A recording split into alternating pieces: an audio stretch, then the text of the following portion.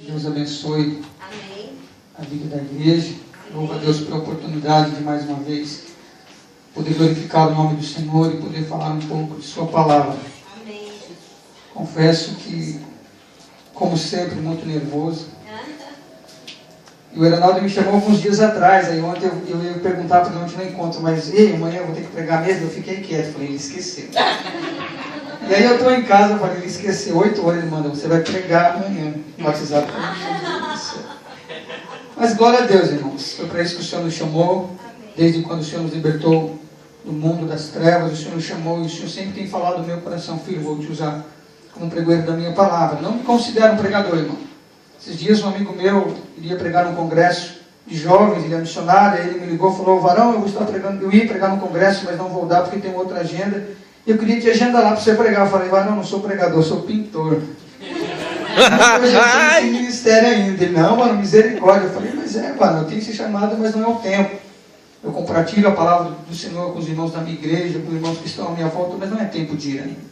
Então eu louvo a Deus, irmãos, por toda a oportunidade que vem, para que nós possamos falar de Jesus aqui nos cultos, se alegrarmos juntos, poder compartilhar o que o Senhor tem falado ao meu coração e poder aprender também com homens aqui, mulheres que Deus tem usado, trazendo palavras reveladas ao nosso espírito. Amém? Amém. E a palavra que o Senhor compartilhou comigo está em Atos dos Apóstolos, capítulo 9. Abra a sua Bíblia. Atos 9. Glória a Deus. Pai, nós te louvamos, Senhor. Aleluia. E celebramos o teu nome nesta noite. Tu és grande aqui, Pai. Amém. As nossas vidas é do Senhor. São ovelhas do seu pasto, Pai. São ovelhas do seu aprisco. Amém. Trata, Senhor, com cada uma delas como tem que ser tratado, Pai. Eu não sei como estão as suas ovelhas aqui nesta noite, feridas, machucadas, manquejando, doentes. Eu não sei como está a vida sentimental, conjugal, espiritual, financeira, emocional. Mas tu conheces, ó Deus, e sonda a mente e os corações. E o Senhor sabe muito bem como é que está a vida de cada um dos teus filhos. E só o teu Espírito Santo nessa noite pode vir, ó Deus, como uma palavra revelada ao Espírito dos teus servos e levantá-los. Pai, se eu falar aqui nesta noite serão apenas palavras vazias e nada vai acontecer, Jesus. Mas nós pedimos o teu Espírito. Amém. Porque é o teu Espírito quem opera todas as coisas, ó Pai. Aleluia. E como teu Espírito fala, Senhor, a tua palavra é como uma espada de 2 gumes, que penetra até a divisão da alma e do Espírito, juntas e medulas. Então nós te pedimos, Senhor, nesta noite. Repreende, ó Deus, todo inimigo, todo roubador, todo saqueador, que vem para tentar roubar a semente que será ministrada nessa noite, que é a tua palavra. Repreende eles, ó Pai. Cerca, Senhor, este ambiente, ó Deus, com os teus muros de fogo. Que os teus anjos, ó Deus, estejam gladiando, ó Deus, em nosso favor, destruindo, desbaratando e repreendendo toda a casta de demônios em nome de Jesus, ó Pai. Porque isso não é brincadeira, Senhor, a batalha é séria, há uma guerra no mundo espiritual e a nossa percepção ainda não pode ver, mas está acontecendo. Nós te pedimos, ó Deus, pela vida espiritual da tua igreja. Nós te pedimos, ó Deus, que o Senhor venha curar, venha sarar, venha fortalecer e levantar o teu povo como um exército valente nas mãos do Rei dos Reis e Senhor dos Senhores, Pai. Em nome de Jesus, Pai. Que o Senhor venha falar conosco nesta noite. Faça a sua vontade e cumpra o seu propósito. Em nome de Jesus. Amém, e amém. Atos capítulo 9, do verso 1 até o verso 3. E Saulo, respirando ainda ameaças contra os discípulos do Senhor, dirigiu-se ao sumo sacerdote e pediu-lhe cartas para Damasco, a fim de que se encontrasse alguns daquela seita, quer homens, quer mulheres, os conduzisse presos a Jerusalém. Aleluia. E indo no caminho, aconteceu que, chegando perto de Damasco, subitamente o cercou um resplendor de luz do céu. E caindo em terra, ouviu uma voz que lhe dizia: Saulo, Saulo, por que me persegues? Somente até aí, meus irmãos. Glória a Deus. Louvado seja o teu nome, Senhor. E também eu quero ler de Timóteo, 2 Timóteo 4, 6 e 7. 2 Timóteo, segunda carta a Timóteo 4, 6 e 7. E diz assim: e já estou sendo oferecido por aspersão e sacrifício, e o tempo da minha partida está próximo. Combati o bom combate, acabei a carreira e guardei a fé. Amém? Glória a Deus. Meus irmãos, para que possamos entender um pouco da vida desse notável homem de Deus que foi o apóstolo Paulo, depois de Jesus, o maior missionário que já houve. Mas esse homem, segundo a Bíblia, ele era da descendência de Abraão. Ele era da linhagem de Israel. Ele descendia da tribo de Benjamim. E ele foi uma criança que cresceu e estudou e aprendeu tudo sobre o judaísmo. Segundo a Bíblia, ele foi um homem instruído em toda a lei.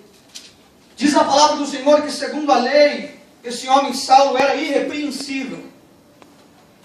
Que detalhe, naquela época, um homem para se tornar um fariseu, porque Saulo até então era um fariseu, tinha que estudar por cerca de 40 anos, irmãos, aos pés de um rabino, de um mestre. E depois de 40 anos estudando a lei, a Torá, todo o entendimento da lei, era feito um ritual, e ali eles empossavam aquele homem como um membro do farisaísmo. E ele então se torna um fariseu.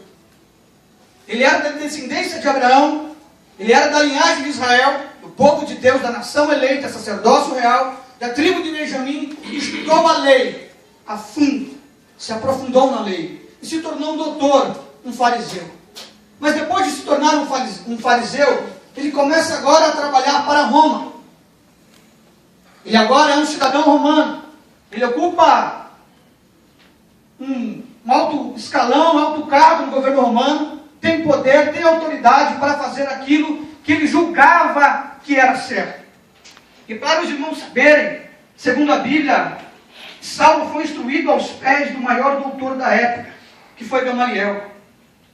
Gamaliel, segundo a palavra do Senhor em Atos dos Apóstolos, capítulo 5, versículo 33, ele era um homem reverenciado pelo povo, venerado pelo povo.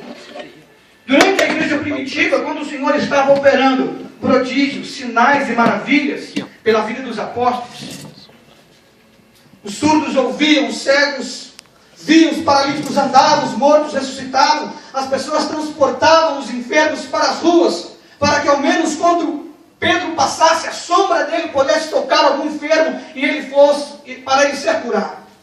E quando os fariseus tomaram conhecimento desses milagres, dessa glória de Deus sendo manifestada na vida da sua igreja, eles lançaram mão dos discípulos e prenderam eles. Encerraram Pedro, Tiago, João, encerraram os apóstolos na prisão. Mas diz a Bíblia Sagrada que o Senhor enviou um anjo pela madrugada, ele foi até lá, libertou aqueles homens e disse: continuem pregando, continuem anunciando o evangelho de vida e de salvação. Amém. No outro dia, havia o concílio dos fariseus, e lá estavam eles todos reunidos, para poderem julgar aqueles homens, os apóstolos. Então mandaram eles, alguns homens, até a prisão, para resgatar aqueles homens e trazerem para o concílio. Quando aqueles homens chegaram lá, os guardas estavam lá, a cela estava trancafiada, mas os apóstolos não estavam lá dentro. Eles ficaram perplexos com aquilo, correram até os fariseus, chegaram lá dizendo: algo terrível aconteceu. O que foi? Nós fomos até lá para buscar os apóstolos, para trazer aqui para o concílio. Mas quando chegamos lá, os guardas estavam lá, a prisão estava intacta, mas não tinha ninguém lá dentro. Porque naquela madrugada, o anjo do Senhor foi até lá e libertou aqueles homens para que eles pudessem continuar propagando o evangelho de Cristo Jesus. Amém.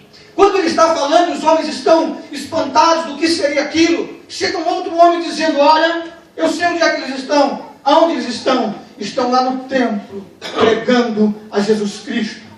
Glória a Deus. Diz a Bíblia que os fariseus correram até lá, chegaram até eles com muito respeito, não lançaram a mão deles, temendo a multidão, porque a multidão ouvia eles pregando com autoridade no nome de Jesus. Mas chegaram até eles e disseram: por que vocês continuam anunciando a Cristo Jesus? Nós já não ordenamos a vocês que vocês não preguem no nome desse homem. Vocês querem lançar o sangue desse homem sobre a nossa cabeça? E levaram eles para o concílio.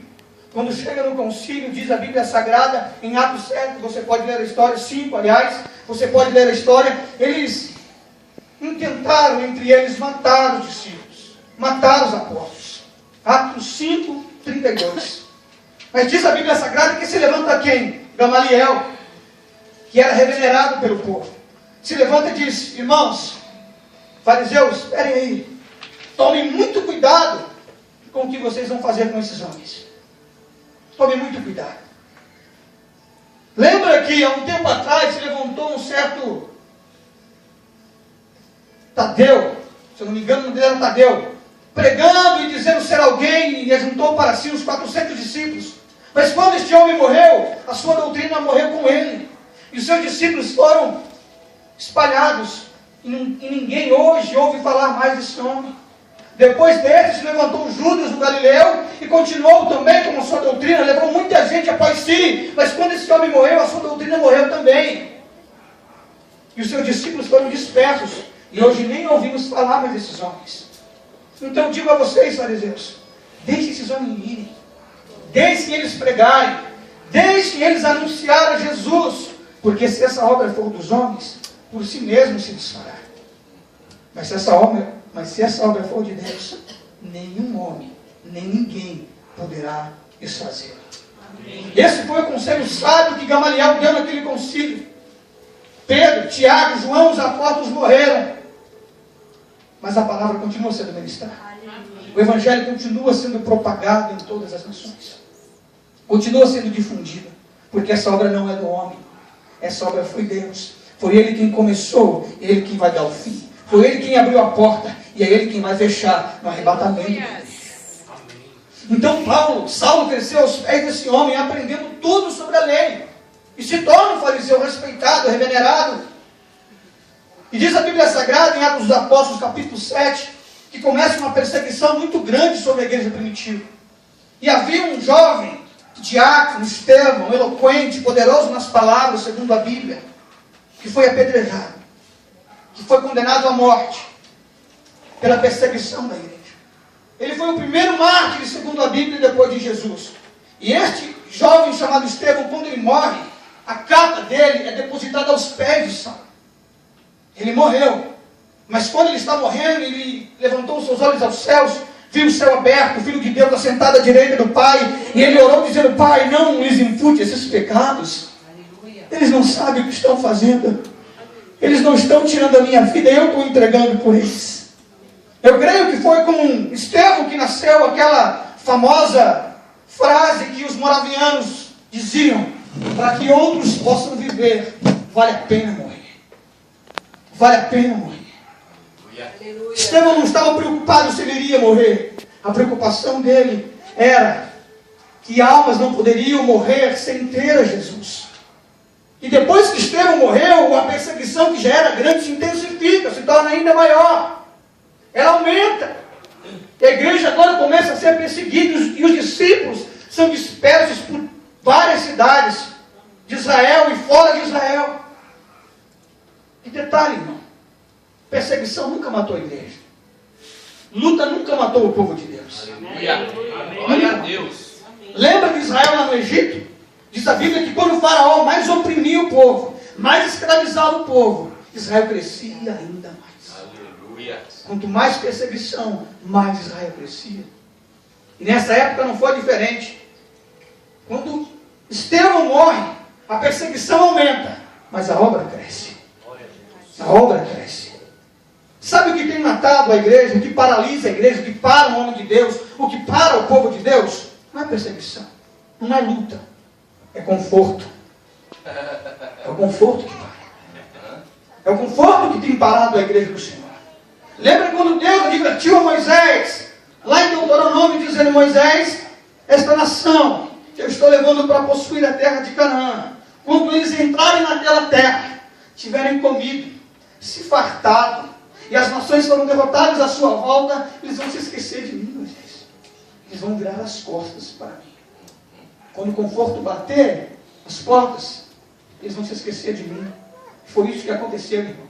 Quando Israel entrou na terra prometida, tomou posse da herança, estava bem, começa a se prostituir, começa a adorar outros deuses, começa a oprimir o próximo, começa a misturar a semente real, que era a nação de Israel, com outras sementes. Então, perseguição nunca matou o povo de Deus. A aflição, irmão, não vai destruir você. É para te aproximar de Deus. Ela faz você crescer. Aleluia. Ela faz você crescer em Cristo. Amém. E foi isso que aconteceu. Quando Estevão morre, a morte de Estevão gera vida em Saulo. Porque quando ele morre, diz a Bíblia Sagrada, que a perseguição se intensifica. Então Saulo vai até os principais da sinagoga, onde lemos capítulo 9, e pede cartas para Damasco, a fim de que encontrasse alguns daquela seita lá, quer homens, quer mulheres, os conduzisse preso a Jerusalém. Ele queria continuar o seu objetivo, o seu alvo, o seu propósito. Vale ressaltar, irmãos, como acabamos de dizer, Saulo era da linhagem de Abraão, era israelita, da nação de Israel, conhecedor da lei, mas não andava segundo. Ele conhecia a lei, mas praticava ela de uma outra forma, se tornou religioso. E a religião mata. O evangelho